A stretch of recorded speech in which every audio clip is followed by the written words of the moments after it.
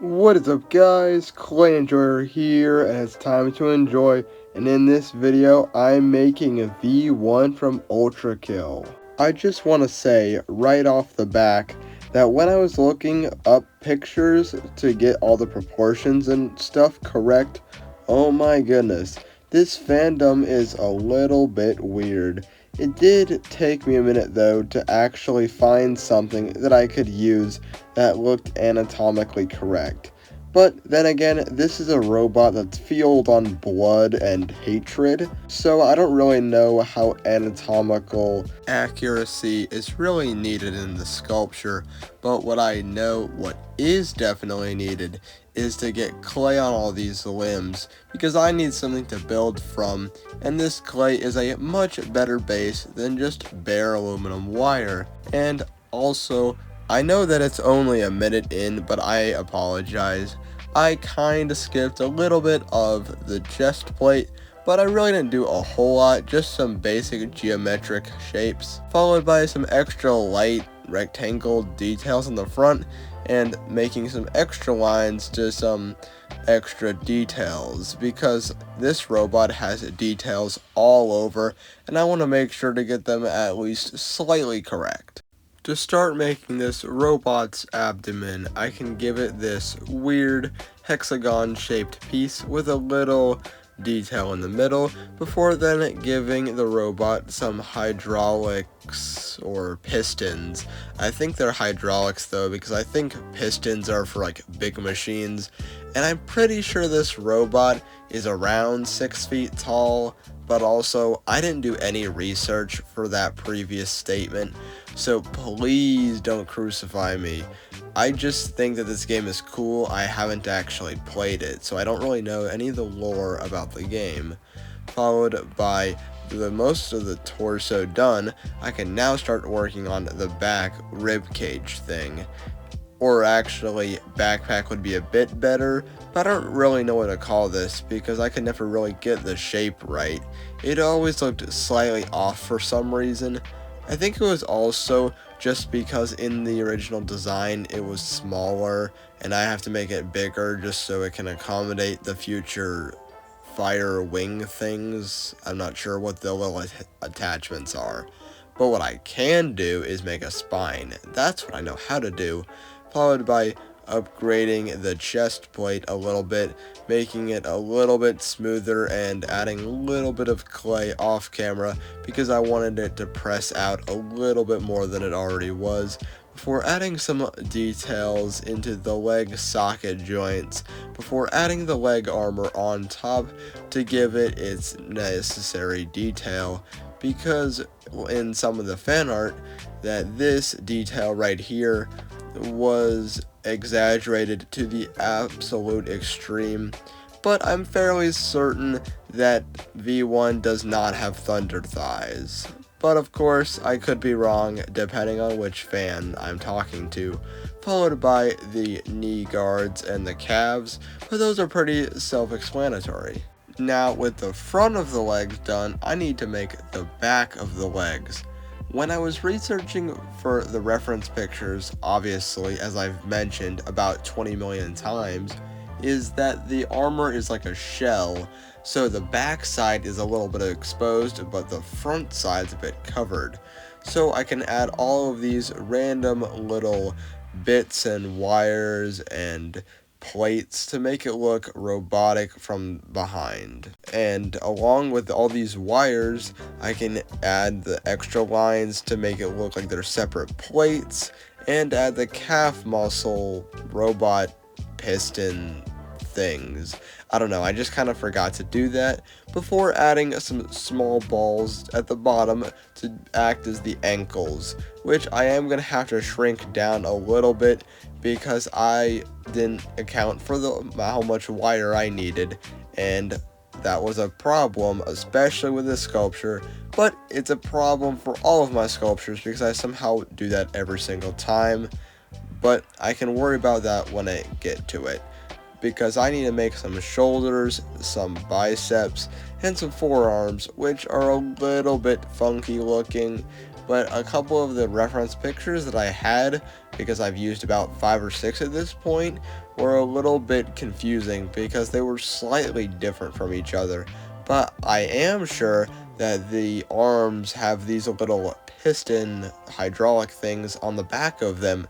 Now that is one thing I am for sure of, because in all the designs, especially for robots, it's always whichever one looks the best. And in my opinion, this looks better than just a flat forearm. Followed by the feet, which is a random assortment of squares and rectangles in a vaguely foot shape. To finish off the already incredibly fast process of making the feet, I can add a panel on the front of each and blend it in a little bit, because this is supposed to be the front ankle guard, I guess. Basically, if the foot moves, so the joint doesn't get shot from, at least from the front, but then again, the sides are kind of exposed, and that was supposed to be the fist. But at this point, we're moving on to making the gun for his other hand, which is going to be this, I don't know, revolver kind of gun. Because in the design, it looks like it has a barrel, but it also looks like a laser gun, which I can fit into this opened finger trigger extended hand, before then setting those off camera because they can't hold their own weight, and going on to making the head with this weird blob shaped piece of clay. But then again, V1's head is shaped like a camera slash light, or like one of those CTV security cameras, so I just kind of based it off that a little bit. Again, using the design and reference pictures the entire time. And the entire reason I really made this video, actually, was because I thought it looked cool, and because Big Tug mentioned it. But if that works, which I think it does, don't worry, it definitely didn't fall off camera. Now everything else is ready, and I can start making the wing thingies. Said wingy thingies are also practically made at this point, because I already have the angle for the blade things. All I need is a little attachment points, blend it in, and then shove a wire in the back side of it. Don't take that out of context. But it's already done, and now I can start painting V1's legs silver. As for the robot parts, because those are all the mechanical parts that need to move, followed by the joints, the hands, and most of the chest plate. And of course, the same gunmetal gray for the gun as well, but I assumed that was a little bit more obvious than the rest of the body. But with the gun dried, I can paint the rest of the armor this purpley blue color, which in the end is a little bit more blue than I originally intended, but that's okay because it's my sculpture, and for some reason, if you look at it from far away versus close up, it almost looks slightly different, which I don't even know how I accomplished that. But what I do know how I accomplished was painting all of the armor sections anyway, because this white looks a little bit off, and I don't want V1 looking like a stormtrooper. The paint job is looking much better now, but I still think the purpley blue is a little bit flat, which is why I can add some highlights around the legs, and the chest plate, and the helmet, and the arms, and basically over the entire body, because I think it makes it look more three-dimensional and less flat, or at the very least makes the armor look like armor, so it's a bit reflective instead of perfectly flat. Same thing with these edge highlights, because I don't know, apparently when painting Warhammer minis, people do that all the time, so I figured doing the same thing on this model would look good too. And then doing a similar concept of the same thing on the armor plates to give a little bit of variation among all of the metal, because I thought it looked nice, obviously, because if I didn't think it looked nice, then why would I do it?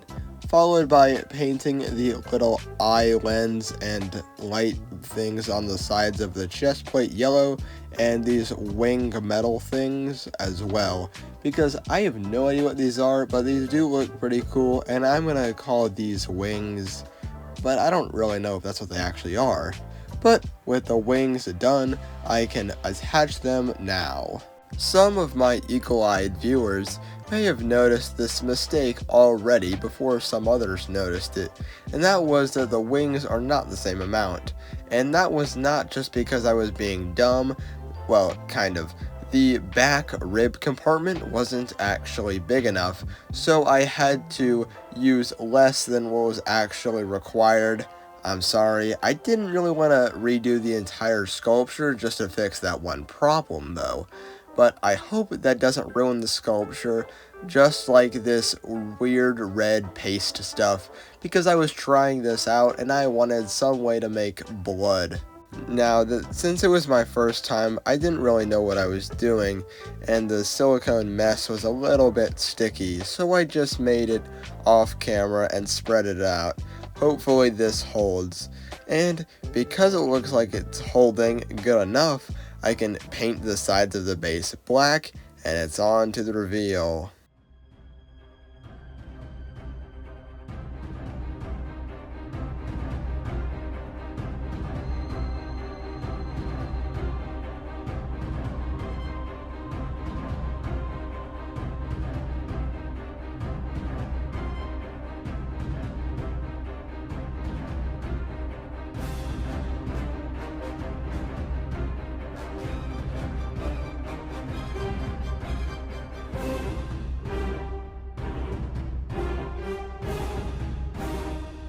If you enjoyed this video, please like and subscribe for more blood-fueled rage robots next. And if you like my channel that much, if you could support me on Patreon, that would be fantastic. I post behind the scenes and my ramblings of insanity on all my sculptures. Alright, see you in the next video. Bye.